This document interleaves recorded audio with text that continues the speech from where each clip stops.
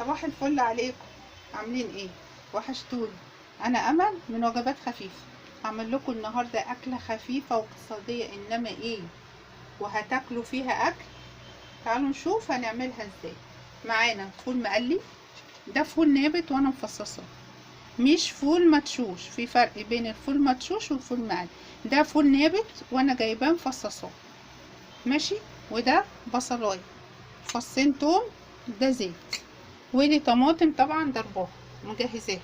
معانا بقيه الوجبه، يعني بقيه الاكله، معلقتين لسان عصفور دول هنقليهم لما ده يبتدي يستوي. نشوف نعمل ايه. هنولع البوتاجاز،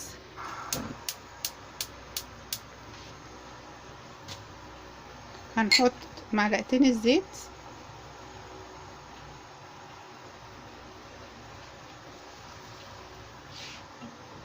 وهنحط البصله،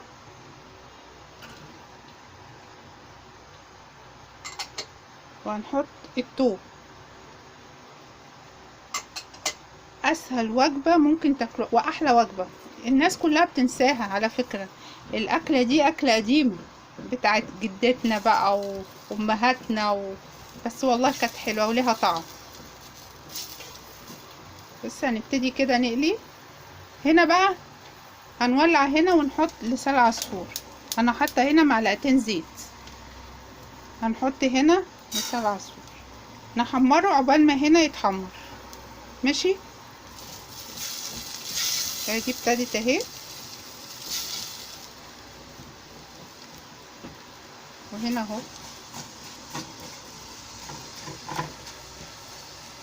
شايفين بتبقى ايد هنا وايد هنا. الاكله بتخلص في ثواني والله لما بتحطيها على النار، وايد هنا وايد هنا بتلاقي الاكله خلصت على طول.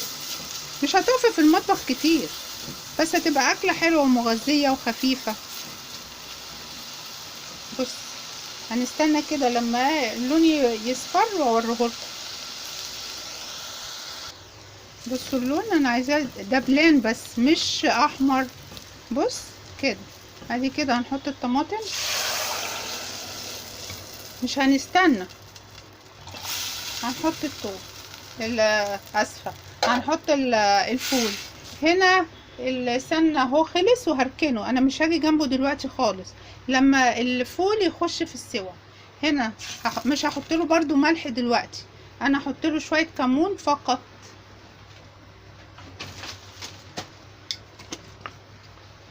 معلقه كمون بس كده. لما يبتدي يخش في السوا احط له الملح، وبعد كده احط له لسان عصفور. انا هسيبه بقى كده يستوي وارجع لكم تاني. بصوا بقى، احنا هنا عقبال ما الفول يخلص اهو، سايباه على نار هاديه عقبال ما يستوي. انا حاطه طاسه على النار علشان هعمل معاه بتنجان مخلل عشان تكمل الوجبه بقى. هنقلي البتنجان، انا هنا غسلاه وفتحاه اهو، فتحاه نص فتحه مش كامله. هنبتدي نقليه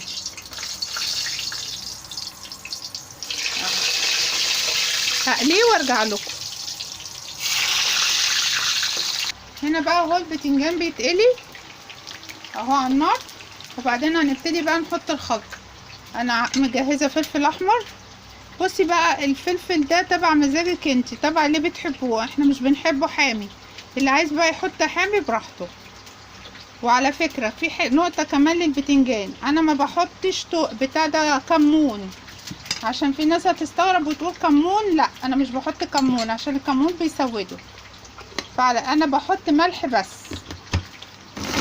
نضربه بالشكل ده، وبعدين نضيف الثوم ونضرب تاني.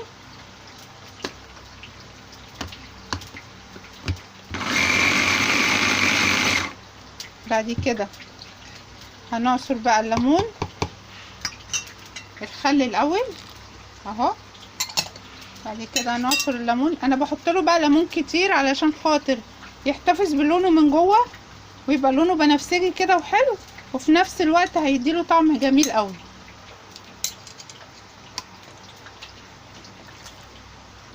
دي بقى زي خلطة المحلات بره بتوع الفول والحاجات دي، بيعملوا نفس الخلطة دي، لان انتوا بتقعدوا الواحد يقول طب هي ليه بتبقى لونها كده، ليه بيبقى طعمها كده؟ لان بيحطوا له كده، ما بيحطولوش كمون، لا يمكن يحطوا كمون.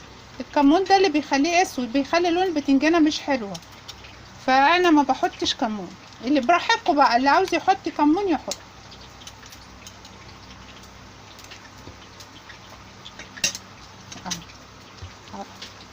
اهو كده كده خلاص الخلطة اهي، بصوا جميلة ازاي. بس انا مستنية بقى دلوقتي البتنجان اطلعه واوريهولكم.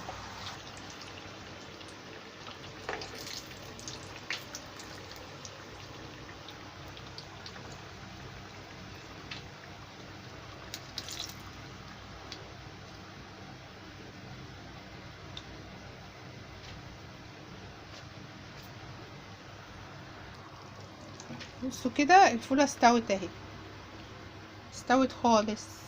بصوا استنى عشان خاطر بصوا مش مستحملة اهو.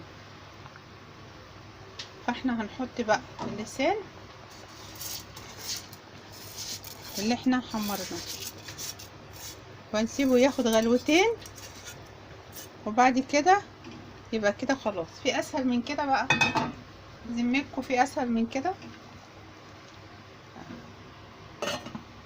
انا موطيه عليه بقى يستوي براحته.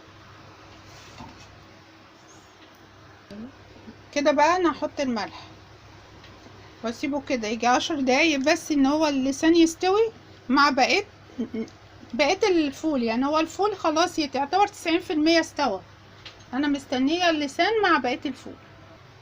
كده بقى نحشي البتنجان اهو.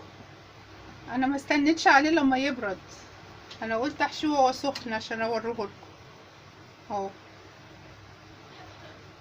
بصوا شكله، يعني مش قادره اقول ولا الريحه، والله ريحه الفول والبتنجان تجوع. بصوا اهو، هحشيه بقى كله وارجع لكم. كده بقى الفول خلص اهو. بصوا شايفين عامل ازاي؟ والله يفتح النفس، تحفه يعني. وده البتنجان بقى لزوم الروشنه معاه. ايه رايكم؟ تستاهل ان انتوا تجربوه ولا انتوا شايفين ايه؟ بصوا احلى من كده مفيش. اكله خفيفه واقتصاديه ومغذيه في نفس الوقت. واللي اول مره يشوفني ما ينساش يخش ويشترك ويفعل الجرس. ما تنسونيش في اللايك والشير. السلام عليكم، اشوفكم الفيديو الجاي ان شاء الله.